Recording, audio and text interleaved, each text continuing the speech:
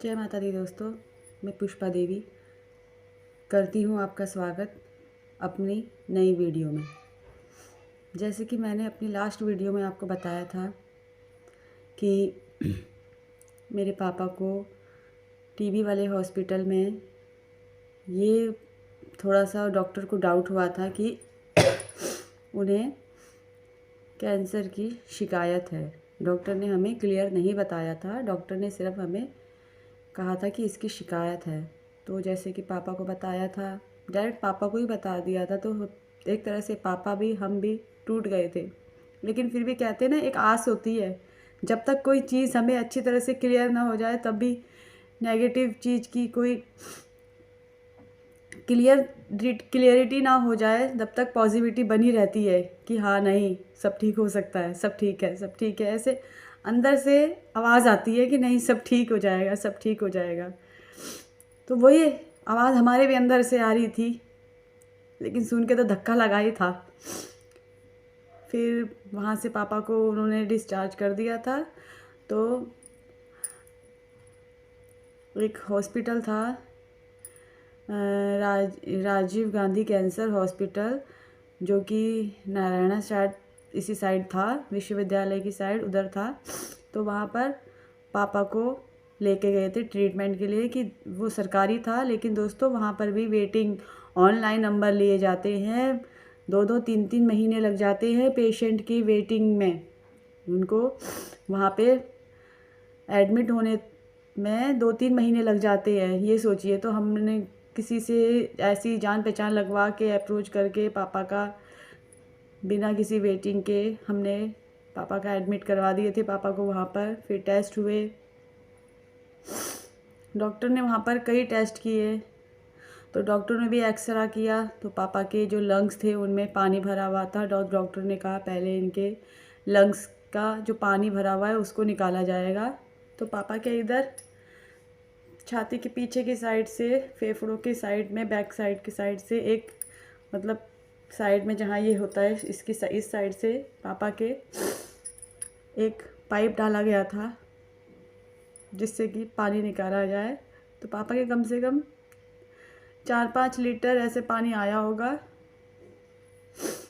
तो उसके बाद पापा का एक्सरे वगैरह किया गया, पानी निकाला गया।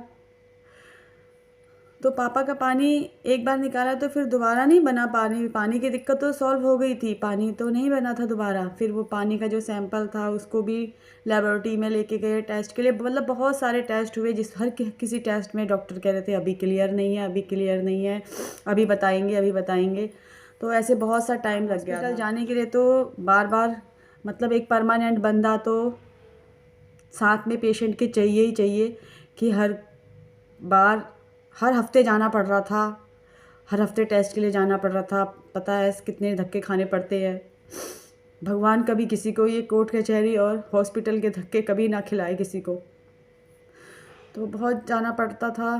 तो मेरी से छोटी सिस्टर है जो वही घर के पास रहती थी। हम सबको पता था कि शिकायत बताई है डॉक्टर ने उसकी बीमारी की। तो जैसे कि मैंने आपको बताया था, वो तो हॉस्पिटल में ही टूट गई थी, लेकिन हम सबको शो नहीं किया कि उसको भी, उसने वो चीज़ को दिल से लगा ली थी बिल्कुल। जैसे हम तो रो के वो कर लेते हैं ना, तो उसने दिल में लगा ली थी। और जब तक आंसू ना बहे, जब तक अपना दर्द ना निकले बाहर, तो वो चीज़ उसके दिल से, उसके दिमाग में बैठ गई थी। तो उसने तो एक तरह से खाना पीना भी छोड़ दिया था। तो हॉस्पिटल में अब भाभी कैसे जाती, उसके छोटे बच्चे थे, मम्मी के बस की थी नहीं भागा दौड़ी करना, कभी यहाँ जाओ कभी वहाँ जाओ। अब भाई भी प्राइवेट जॉब में था, वो भी रोज़ रोज़ छुट्टी कैसे करता, कर तो लेता, करना पड़ता है। जब सर पे आ जाती है ना तो करना पड़ता है। तो छोटी बहन का हस्बैंड है जो वो गाड़ी वगैरह चलाते थे। तो छोटी सिस्टर ने कहा मैं तो नहीं जा पाऊँगी, मेरी हिम्मत नहीं है पापा को उस कंडीशन में देखने की कि मैं उनके साथ जाऊं। ऐसा स्ट्रॉन्ग इंसान चाहिए था ना पेशेंट के साथ जाने के लिए, कि वो खुद भी ना टूटे और पेशेंट को भी ना टूटने दे। तो छोटी बहन ने अपने हस्बैंड को कहा कि तुम पापा को हॉस्पिटल लेके जाओगे। जब तक पापा के हॉस्पिटल से पापा ठीक होकर घर नहीं आ जाते, जब तक ये ट्रीटमेंट चलेगा, तब तक तुम अपना काम पे नहीं जाओगे। मतलब पापा को देखने के लिए, पापा को दिखाने के लिए हॉस्पिटल में तुम काम नहीं करोगे। मेरा बस की नहीं है हॉस्पिटल में जाने की, मेरी हिम्मत नहीं है, तुम जाना।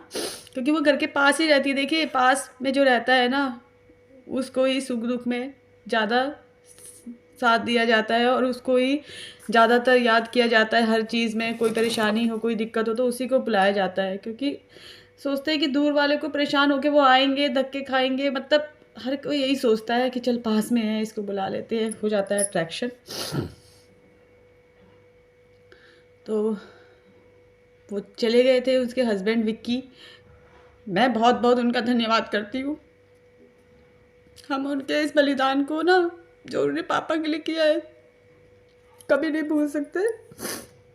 जहाँ आजकल के ज़माने में बेटे अपने बूढ़े माँ बापों को अनाथ आश्रम में छोड़ आते हैं, अपने माँ बापों को 2 वक्त की रोटी खिलाने के लिए राज़ी नहीं होते, वहाँ मेरी छोटी बहन के हस्बैंड ने अपना काम छोड़कर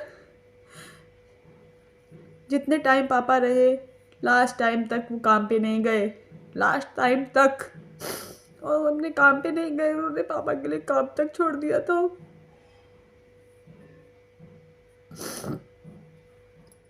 तो पापा के टेस्ट होते रहे, हम भी जाते रहे। तो एक दिन पापा रोज़ पूछते थे कि आज की रिपोर्ट में क्या आया है, आज की रिपोर्ट में क्या आया है, डॉक्टर ने क्या बताया, डॉक्टर ने क्या बोला। तो वो हम ऐसे ही कहते थे, अभी टेस्ट हुआ, अभी क्लियर नहीं हो रहा है, अभी क्लियर नहीं हो। वाकई में क्लियर भी नहीं हो रहा था, डॉक्टर को कुछ बता भी नहीं रहे थे। वो कह रहे थे अभी एक और टेस्ट होएगा, अभी ये टेस्ट होएगा, अभी वो टेस्ट होएगा। तो फिर काफ़ी टेस्ट हुए थे पापा के। तो उसके बाद हमने बोला कि डॉक्टर ने फिर जाके किसी एक टेस्ट में डॉक्टर ने बोला कि इनको ये बीमारी है। तब हमें घर में बताया गया, तो अपने पापा को नहीं बताया हमने पापा को नहीं बताया। लेकिन कहते हैं ना, अंतर्यात्मा आत्मा जान जाती है इंसान की। तब भी पापा यही कहते थे कि पता नहीं क्या होगा, पता नहीं कैसे होगा, यही कहते थे। तब फिर मैं भी पापा को देखने जाते रहते थे, हम भी सारी बहनें। कभी मेरी बड़ी वाली सिस्टर आती थी, कभी मैं जाती थी।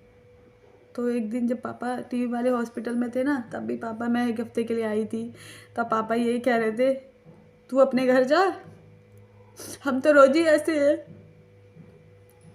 तब मेरे पापा ने कहा कि तेरी सास भी गुस्सा करेगी, मनोज भी गुस्सा करेंगे कि 1 हफ्ते से वही है। तो मैंने कहा पापा नहीं, मैंने पूछ लिया, मैंने बात कर ली है, कोई कुछ नहीं कहेगा, मैं चली जाऊंगी, अभी मैं 1-2 दिन के लिए और हूँ। तो फिर पापा को ये भी वो रहता था। फिर उसके बाद डॉक्टर से डायरेक्ट पूछने के लिए फिर एक दिन मैं गई। मैंने कहा मैं पूछती हूँ डॉक्टर से एक दिन, क्योंकि फिर पापा को ना बिल्कुल चला भी नहीं जा रहा था। डॉक्टर हॉस्पिटल में ना व्हील चेयर पे ले जाते थे। पापा को पता तो था हॉस्पिटल किस चीज़ का है ना, अंदर ही अंदर पता होगा कि इस चीज़ के पेशेंट ही यहाँ पर आते हैं। लेकिन उस सच्चाई को ना स्वीकार करना बहुत मुश्किल होता है हर किसी के लिए। तो फिर पापा, मैं गई फिर एक दिन हॉस्पिटल। मैंने कहा मैं जाऊंगी आज। मैंने पहले अपनी छोटी सिस्टर को कहा तू चल ले, फ़ोन में मैंने बोला तू चली जा विक्की के साथ, डॉक्टर से ना क्लियर पूछ के आ जाएंगे। डॉक्टर आप हमें बता दो कि क्या दिक्कत है, क्या उनसी बीमारी है, आप हमें बता दीजिए। तो मेरी छोटी सिस्टर ने कहा मैं नहीं जा पाऊँगी, मैं नहीं जा पाऊँगी, मेरी हिम्मत नहीं है जाने की। तो फिर क्योंकि वो भी ना, जब पापा बीमार थे, वो भी कम से कम 3-4 दिन हॉस्पिटल में एडमिट होके आई है। किस वजह से? उसको ना साइकेट्रिस्ट की ज़रूरत पड़ गई थी। उसने वो बीमारी दिमाग में ले ली थी, उसने वो टेंशन बीमार में ले ली थी, दिमाग में ले ली थी। उसको खाना पीना बिल्कुल नहीं खा रही थी, वो छोड़ दिया था उसने उस टाइम पे खाना पीना बिल्कुल भी। हम तो खा भी रहे थे, हम खा भी रहे थे, लेकिन उसने खाना पीना बिल्कुल छोड़ दिया था। वो खुद बीमार हो गई थी। 3-4 तो उसने घर में नहीं बताया। पापा कहते भी थे विक्की को कि मंजू नहीं आ रही है, मंजू नहीं आ रही है। उन्होंने कहा नहीं अभी आए। अभी ऐसे-ऐसे बहाना बनाते गए पापा को ऐसे बताने के लिए। बताया नहीं कि वो भी बीमार है, वो भी हॉस्पिटल में एडमिट होके आई है। तो जब मैं हॉस्पिटल गई डॉक्टर के पास पापा के साथ, विक्की भी थे, पापा भी थे और मैं भी थी, हम तीनों गए थे हॉस्पिटल। तब मैंने हॉस्पिटल जाके डॉक्टर से पूछा, जब पापा का टेस्ट के लिए भी कोई सैंपल लेके गए थे तब मैंने डॉक्टर के पास गई मैं। रिपोर्ट आनी थी उस दिन, हाँ रिपोर्ट आनी थी, तो मैं गई थी पापा के साथ और विक्की के साथ। तो मैंने पूछा डॉक्टर से, डॉक्टर के कैबिन में जाके डायरेक्ट। पापा बाहर थे, विक्की बाहर थे, नहीं विक्की भी वहीं थे। पापा को हमने एक रूम में, वेटिंग रूम में बिठा रखा था, विक्की भी थे, मैं भी थी। तो मैंने वहाँ डायरेक्ट डॉक्टर से पूछा था, डॉक्टर आप हमें ना बता दीजिए इनको क्या बीमारी है, क्या है। तो डॉक्टर ने कहा देखिए ये रिपोर्ट आ चुकी है, इसमें इनको ये बता रहे हैं कि इनको कैंसर है। तो मैंने डॉक्टर को बोला डॉक्टर कैंसर है तो इसका क्या आगे क्या वो इलाज है, क्या ट्रीटमेंट है। तो डॉक्टर ने कहा देखिए कंडीशन आप भी देख रहे हैं इनकी कंडीशन आप भी देख रहे हैं, तो इसमें कीमो वगैरह। तो मैंने कहा डॉक्टर कीमो वगैरह में तो बहुत दर्द होता है, बहुत दिक्कत होती है, कीमो तो अच्छे अच्छे इंसान बर्दाश्त नहीं कर पाते, और ये तो 70+ है, 73 साल तक की उम्र हो गई थी हमारे पापा की। तो डॉक्टर ने कहा नहीं कीमो वगैरह तो ये बर्दाश्त भी नहीं कर पाई, जो इंजेक्शन होता है इंजेक्शन भी बहुत पेनफुल होता है, बहुत ज़्यादा वो होता है, फिर इंजेक्शन ही वो है। तो मैंने बोला डॉक्टर को सर वो तो बाद में बताइए वो करेंगे, तो फिर आप ये भी बताइए कि कैंसर कौन से स्टेज का है इनको। तब डॉक्टर ने बताया 4th स्टेज का कैंसर है, 4th स्टेज। जब डॉक्टर ने ये बताया ना तो हाथ पैर एकदम फूल गए थे, जैसे धरती से ना हमारे पैरों तले जमीन फिसल गई हो, जैसे जमीन खिसक गई हो। तो मैंने डॉक्टर से पूछा था, तो डॉक्टर ने बोला इनके पास सिर्फ 4 महीने का टाइम है, सिर्फ 4 महीने। डॉक्टर ने बोला 4 महीने का टाइम है, बाकी कीमो वगैरह नहीं हो सकता, आप इनकी हालत खुद देख रहे हैं, ये कीमो करने के भी स्टेज पे नहीं है, बाकी आप इन्हें घर ले जाइए, इनके पास जितना टाइम है ना उनकी सेवा पानी कीजिए, डॉक्टर ने ये बोला। तो मैं गई डॉक्टर से पूछ के, तो पापा ने पूछा फिर क्या बोला डॉक्टर ने, क्या बोला डॉक्टर ने। मैंने बोला कुछ नहीं, डॉक्टर कह रहे हैं कि अभी 1-2 टेस्ट और होंगे, अभी नहीं बताया डॉक्टर ने कुछ भी, ऐसे बोला मेरे पापा को। तो हम घर आ गए हम घर निराश हो गए, सारी आशाएं टूट गई थी।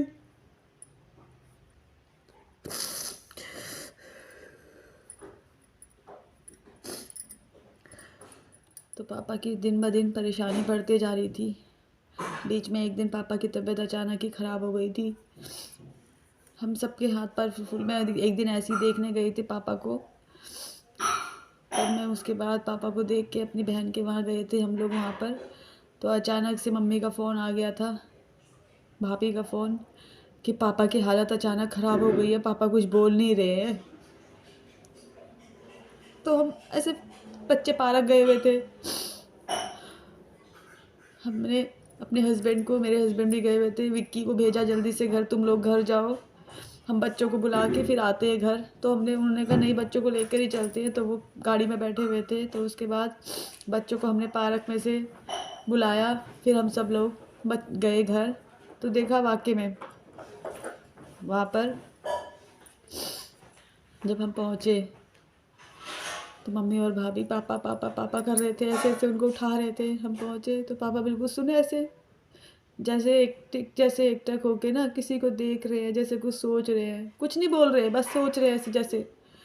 वाकई में वो ना उस वक्त शायद मुझे नहीं लगता वो इस दुनिया में थे, वो बैठे हुए थे ऐसे सुन करके। तो हमने भी हिलाया पापा पापा करके, बहुत देर तक ऐसे ही बैठे रहे। तो बाद में हमने बोला क्या हो गया, क्या हो गया, क्या सोच रहे हो पापा, क्या सोच रहे हो, ऐसे बोला हमने, क्या सोच रहे हो पापा, क्या सोच रहे हो। तो पापा ऐसे बैठे हुए थे, कुछ नहीं। तब बहुत देर बाद बोले कुछ नहीं कुछ नहीं। हमने कहा फिर क्या हो गया, पता नहीं क्या सोच रहे थे पापा, शायद ना वो दिन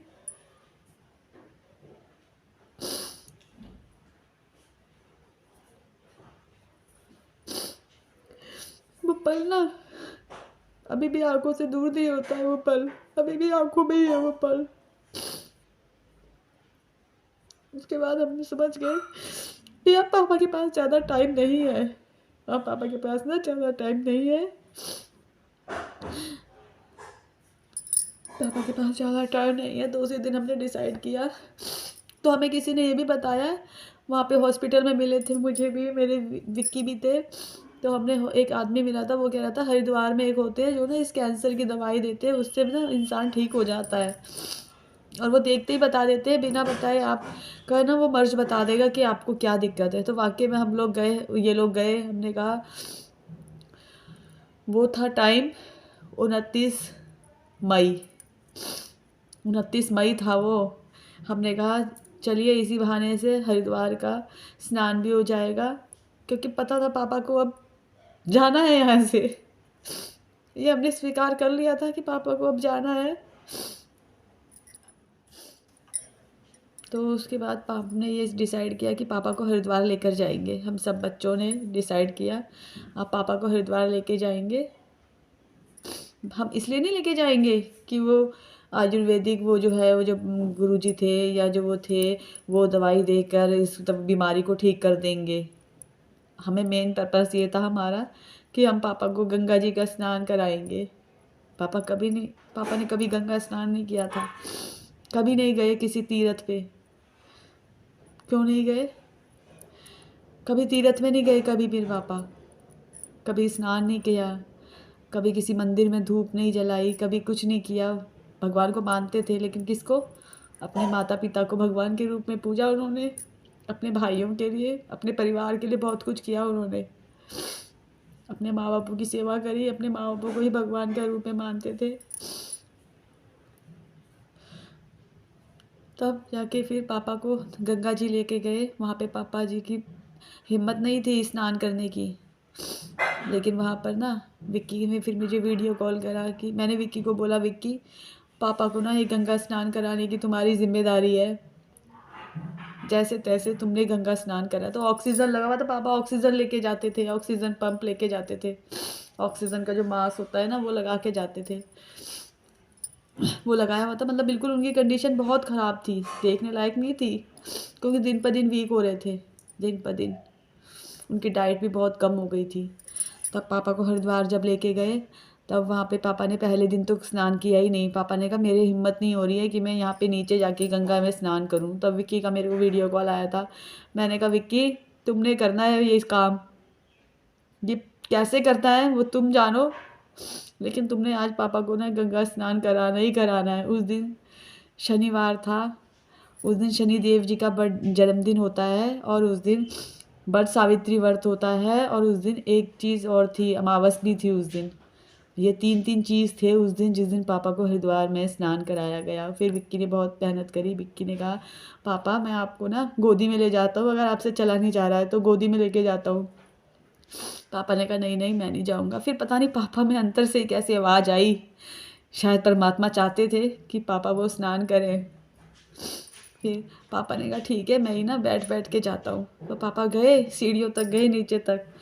तो हमने घर से ही मग्गा दिया था एक डब्बा जैसा, तो पापा ने वो डब्बे से ना स्नान किया थोड़ा थोड़ा।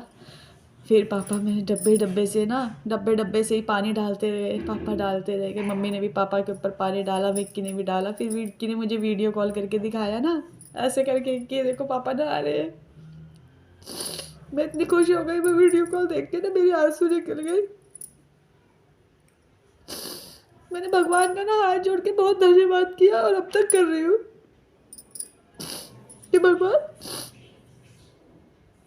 तुम्हारा बहुत बहुत शुक्रिया जो आपने मेरे पापा को गंगा स्नान कराया, बहुत बहुत धन्यवाद। तब मैं आपको ना फ़ोटो भी डाल दूँगी वीडियो में, पापा के स्नान की, इस व्लॉग में पापा की फ़ोटो भी डालूँगी, गंगा स्नान करेगी। तब पापा ने वो गंगा स्नान किया,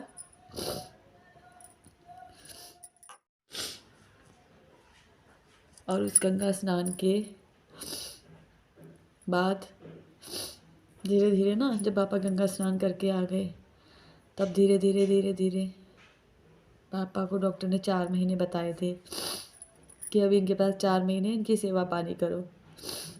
तो पापा धीरे धीरे डाउन होते चले गए। पापा कभी फिर पहले 2-2 रोटी खाते थे, फिर धीरे धीरे 1 रोटी हुई, फिर आधी रोटी हुई, फिर पापा ना एक गास में आ गए थे। गास मतलब एक बाइट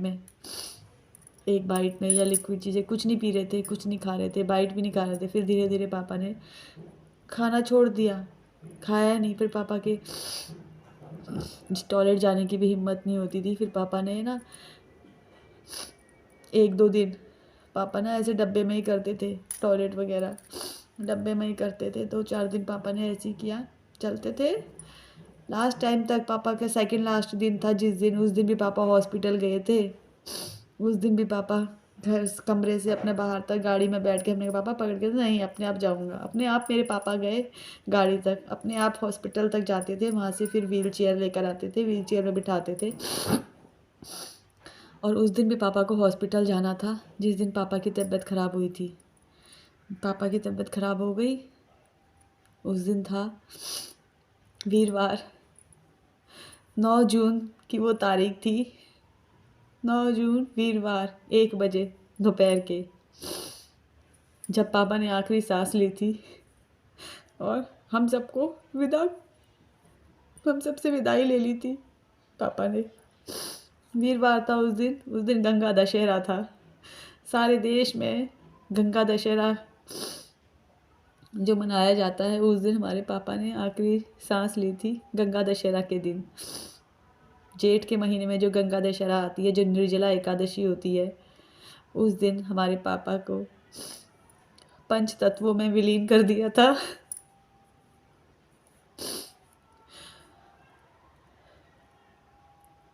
तो आज की वीडियो को यहीं पे विराम देती हूँ। ये थी हमारे पापा की कि कैसे हमारे पापा हमें अकेला छोड़ के चले गए।